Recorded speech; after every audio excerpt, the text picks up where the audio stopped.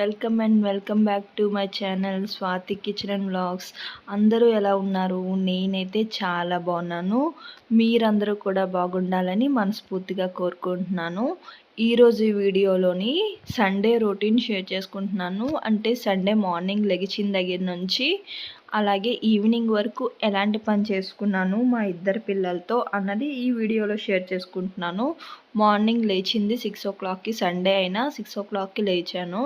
లెగిస్తేనే ఇంట్లో టైంకి breakfast lunch అవుతుంది కాబట్టి సో మార్నింగ్ 6కి లేచాను.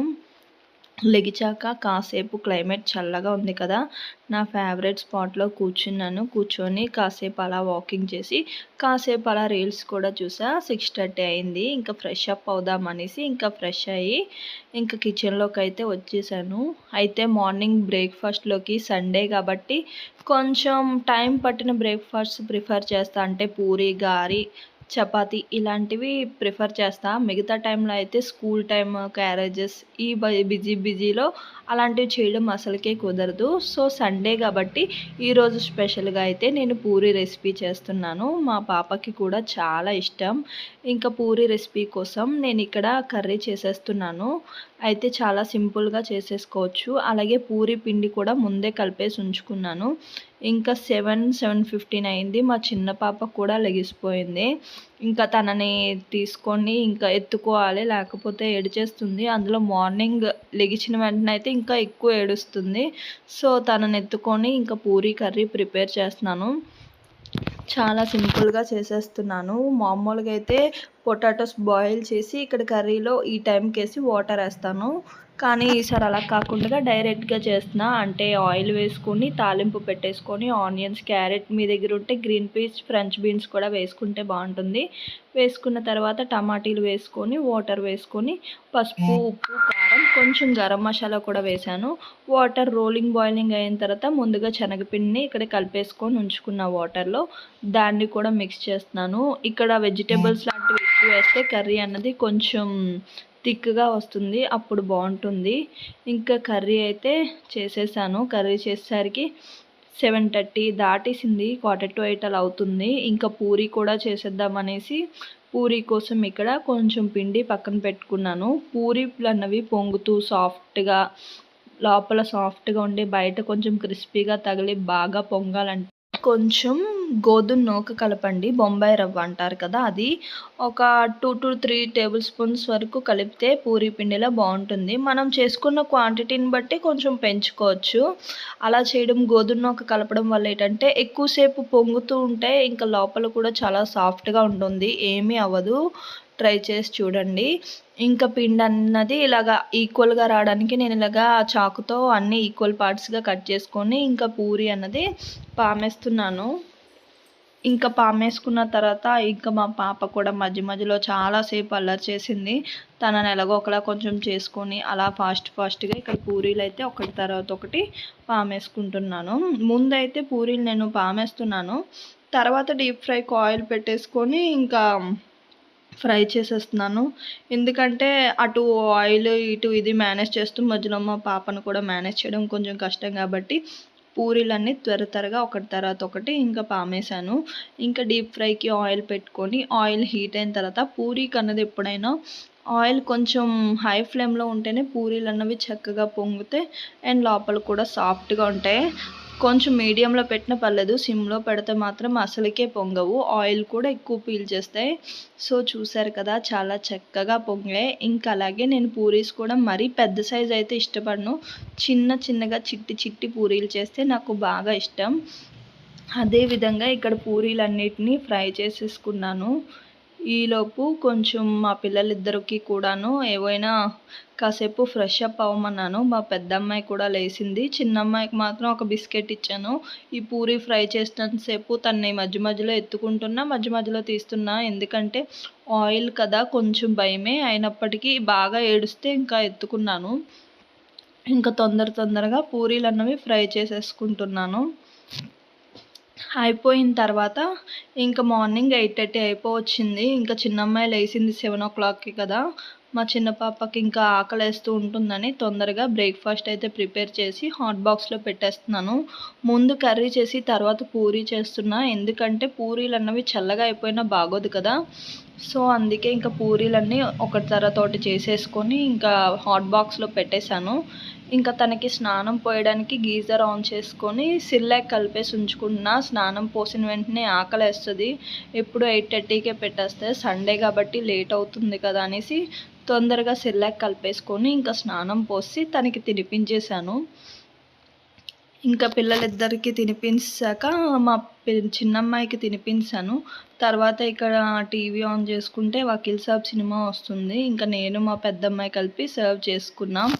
ఇంకా మా ఏరియాలో అయితే మంకీస్ బాగా ఎక్కువైపోయాయండి బాబు. బయటికి వెళ్ళాలన్నా, పిల్లల్ని బయట ఉంచాలన్నా గేటు బయట భయం వేస్తూనే ఉంటుంది.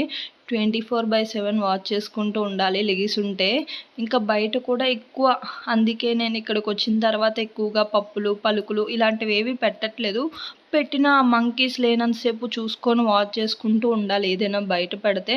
ఇంకా గేట్స్ వేసేస్తే నో ప్రాబ్లం. ఇంకా పని అయిపోయింది. పిల్లలు కూడా మంకీస్ చూస్తూ కాసేపు ఆడుకున్నారు. నేను కూడా కాసేపు రిలాక్స్ అయ్యాను.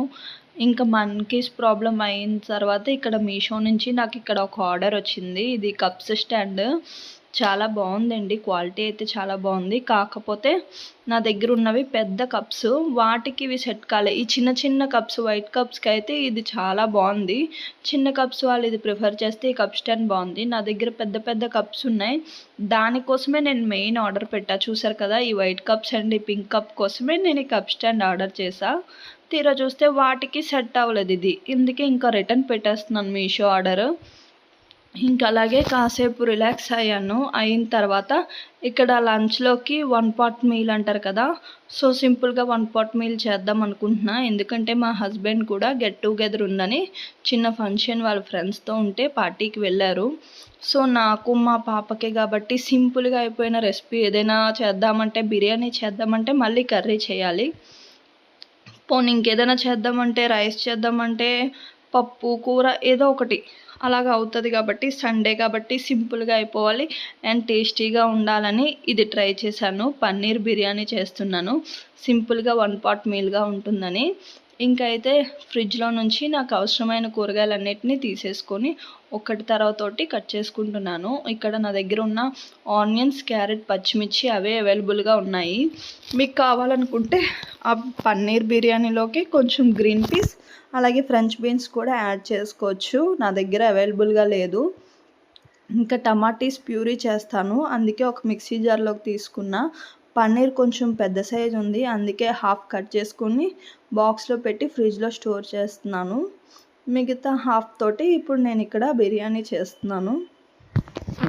ఇంకా పన్నీర్ అన్నది ఇలాగా క్యూబ్స్గా చిన్న చిన్నగా కట్ చేసుకుంటున్నాను ఇక్కడ. ఇంకా పన్నీర్ బిర్యానీ ఒకసారి ఎప్పుడైనా పన్నీర్ ఉంటే ఇలా ట్రై చేయండి, చాలా టేస్టీగా వచ్చింది. అయితే ఒకటి కర్రీ వేరేగా చేద్దాం అనుకుంటే కాదు, ఓన్లీ పన్నీర్ బిర్యానీ మాత్రం ఇలా చేసుకుంటే సరిపోతుంది. ఇంకా కర్రీ వేరేగా చెయ్యాలా అని ఏం అవసరం లేదు. పన్నీర్ కోసేసుకున్న తర్వాత నేను ఇక్కడ 1.5 గ్లాస్ బాస్మతి రైస్ తీసుకుంటున్నాను. అంటే 3 గ్లాసెస్ వాటర్ వేయడానికి 1.5 గ్లాస్ బాస్మతి రైస్ తీసుకొని దాన్ని కూడా కడిగేసుకొని ఒక పక్కన పెట్టేసుకుంటున్నాను. మనం ఏదైనా ప్రిపేర్ చేసే ముందు అన్నీ కరెక్ట్గా సెట్ చేసుకుని ఉంచుకుంటే ఏ ఇంగ్రీడియంట్ మర్చిపోక్కర్లేదు. అలాగే మనం చేసుకున్న వంట కూడా ఫాస్ట్గా అయిపోతుంది. ఇంకా రైస్ కడిగేసుకొని 2 సార్లు పక్కన పెట్టేశాను. ఇంకా లేట్ చేయకుండా మనం పన్నీర్ బిర్యానీ చేసేద్దాం. దీనికోసం ముందుగా నేను కళాయి పెట్టుకొని కొంచెం ఆయిల్ వేసుకున్నాను. ఇక్కడ ఆయిల్ బదులు కొంచెం నెయ్యి వేసుకొని కూడా పన్నీర్ రోస్ట్ చేసుకోవచ్చు. అయితే డైరెక్ట్గా రోస్ట్ చేయకుండా కొంచెం ఉప్పు, కారం, ఒక 2 డ్రాప్స్ ఆయిల్ వేసుకొని మొత్తాన్ని పట్టించేయండి పన్నీర్కి.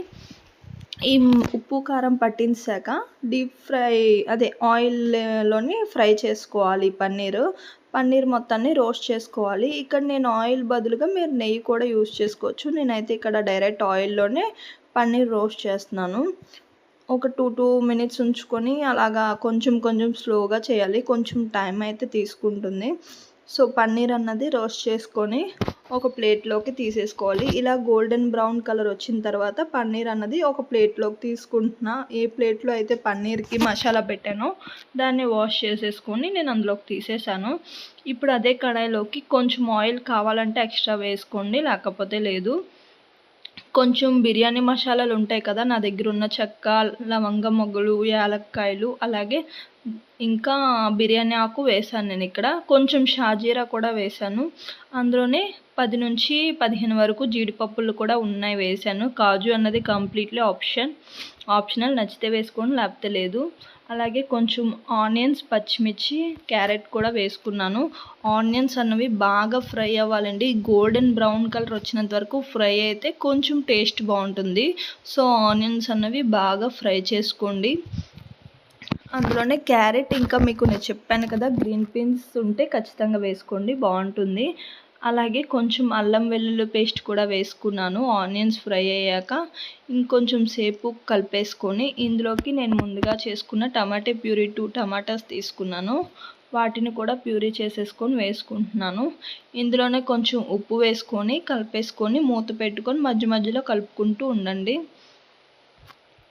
ఉన్న తర్వాత మధ్య మధ్యలో కలుపుకొని మూత పెట్టుకొని ఒక 2 మినిట్స్ పాటు బాగా సర్వ్ చేసుకోండి. అప్పుడు చాలా బాగుంటుంది గ్రేవీ అన్నది, అండ్ బిర్యానీ కూడా చాలా బాగుంటుంది. ఇంకొక 2 నిమిషాలు ఫ్రై చేసుకున్న తర్వాత ముందుగా మనం రోస్ట్ చేసుకున్న పన్నీర్ని కూడా ఇక్కడ వేసేసుకున్నాను. ఇందులోనే కొంచెం కారం, అలాగే కొంచెం గరం మసాలా వేసుకోండి.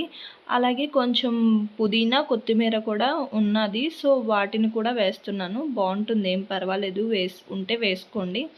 మొత్తాన్ని కలిపేసుకొని ఒక 5 నిమిషాల పాటు మూత పెట్టుకొని మధ్య మధ్యలో కలుపుకొని మూత పెట్టుకున్న తర్వాత కొంచెం సాఫ్ట్గా అయిపోయి టమాటా పేస్ట్ అంతా కలిసిపోయిన తర్వాత ఇక్కడ నేను ఆల్రెడీ చెప్పాను కదా 1.5 గ్లాస్ బాస్మతి రైస్ తీసుకుంటున్నా. సో 3 గ్లాసెస్ వాటర్ వేస్తున్నాను. 1 గ్లాస్కి 1.5 గ్లాస్ వాటర్ వేస్తే సరిపోతుంది. నేను ఇక్కడ 1.5 గ్లాస్కి 3 గ్లాసెస్ వాటర్ వేస్తున్నాను. ఒకసారి మొత్తాన్ని కలిపేసి మూత పెట్టేసి వాటర్ బాయిలింగ్ అవుతున్న తర్వాత ఒకసారి టేస్ట్ చూసుకోండి. ఇందులోనే నేను ఇక్కడ మర్చిపోయాను, నిమ్మ చెక్కని కూడా వేసుకొని వాటర్ బాయిలింగ్ అవుతున్న తర్వాత ఒకసారి టేస్ట్ చూసుకోండి. సాల్ట్, కారం అన్నీ సరిపోతే ఇంకా కడిగేసి పెట్టుకున్న బాస్మతి రైస్ కూడా వేసేసుకొని మూత పెట్టుకొని మధ్య మధ్యలో కలుపుకుంటూ చూసుకుంటూ ఉండండి, కలుపుకోక్కర్లేదు. చూసుకుంటూ ఉంటే ఒక 10 to 15 మినిట్స్ లోపు ఆల్మోస్ట్ ఉడికిపోతుంది. చూసారు కదా, ఒక 5 మినిట్స్ తర్వాత చూశాను, ఇలా వచ్చింది. ఇంకొక 10 మినిట్స్ తర్వాత చూసేసరికి ఆల్మోస్ట్ అయిపోవచ్చింది. ఒకసారి మళ్ళీ మొత్తం కలుపుకొని చూసుకుంటే సరిపోతుంది. అంటే ఎక్కడైనా వాటర్ ఏదైనా ఉంటే కొంచెం కలిపేస్తే ఎక్సెస్ వాటర్ అంతా పోతుంది. పోయిన తర్వాత ఇంకా సర్వ్ చేసుకోవడమే. చాలా బాగుందండి. ఇది వేడిగా సర్వ్ చేసుకుంటే ఇంకేం అవసరం లేదు. పన్నీర్ బిర్యానీ అన్నది చాలా అంటే చాలా టేస్టీగా ఉంది. చూస్తుంటేనే నోరు ఓడిపోయింది నాకైతే చేస్తున్నప్పుడు, అంత బాగుంది. కలిపేసి ఇంకొక 2 మినిట్స్ పాటు ఉంచేసుకొని దించేసుకోవడమే. హాట్గా సర్వ్ చేసుకోండి. ఇక్కడ నేనైతే కచంబరి కూడా చేశాను. మా పాపకి కర్డ్ రైతా ఉండాలి, అప్పుడే తింటుంది, సో చేశాను. ఇంకా బిర్యానీ 5 మినిట్స్ 10 మినిట్స్ పాటు ఉడకబెట్టిన టైంలోనే నేను ఇక్కడ కొంచెం మనం యూస్ చేసాం కదా వంటకు కావాల్సినవన్నిటిని క్లీన్ చేసేసుకున్నాను. ఇక్కడ నేనైతే ఒకటి తర్వాత ఒకటి తొందరగా చేసేసుకున్నాను. ఇంకా అలాగే కౌంటర్ టాప్, స్టవ్, అలాగే మధ్య మధ్యలో అన్నిటినీ క్లీన్ చేసేసుకొని ఇక్కడ పెట్టేసుకుంటున్నాను. అలాగే ఇటు సైడ్ కూడా నేను కట్ చేసినవి A to Z అన్నీ చేసేస్తున్నాను. ఏదైనా పని అప్పటికప్పుడు చేసేస్తే తొందరగా అయిపోతుంది, దాన్ని అలా వదిలేసే కన్నా. ఇంకా కర్డ్ రైతాను కూడా చేశానని చెప్పాను కదా, అదే ఈ వీడియో అయిపోయిన తర్వాత నేను మా పిల్లలిద్దరం కాసేపు పడుకున్నాము. వాళ్ళు ఇంకా పడుకొని ఉన్నారు. నేను కాసేపు ఎడిటింగ్ చేసుకొని తర్వాత అలా రిలాక్స్ అయ్యాను. ఈవినింగ్ 4:30 అలా అయింది. ఇంకా స్ట్రాంగ్గా కాఫీ తాగాలనిపించి ఇక్కడ పెట్టుకున్నాను. అలాగే కొంచెం పాలల్లో చాకోస్ వేసిస్తే మా పాపకి చాలా ఇష్టం. ఈవినింగ్ స్నాక్స్ కింద తనకు అవి ఇచ్చేసాను. అలాగే కొంచెం గిన్నెలు ఉన్నాయి కదా, వాటన్నిటిని తోమేసుకున్నవి సర్దుకోవాలి. ఇంకా ఈవినింగ్ డైలీ వర్క్స్ ఉంటాయి కదా, బట్టలు తెచ్చుకున్న మడత పెట్టుకోవాలి. అన్నీ అయిపోయాక రిలాక్స్ అయ్యి కాసేపు అలాగా ఒక సీరీస్ అలాగా సినిమాలో ఏవో ఒకటి చూద్దామని టీవీ ఆన్ చేసుకొని మా పిల్లలు మేము ఎంజాయ్ చేసాం ఈ సండే మాకు ఇలా గడిచింది. బాగా హ్యాపీగా నచ్చిన రెసిపీస్ చేసుకొని సింపుల్ సండే అయింది. మీరు ఏ సండేని ఎలా చేసుకున్నారు, ఏ రెసిపీస్ చేశారన్నది నాకు కామెంట్ చేయండి. నా వీడియో కనుక నచ్చితే లైక్ చేసి పాత వీడియోలు కూడా నచ్చితే చూసి సబ్స్క్రైబ్ చేసుకోండి. Thank you for watching my video. Bye.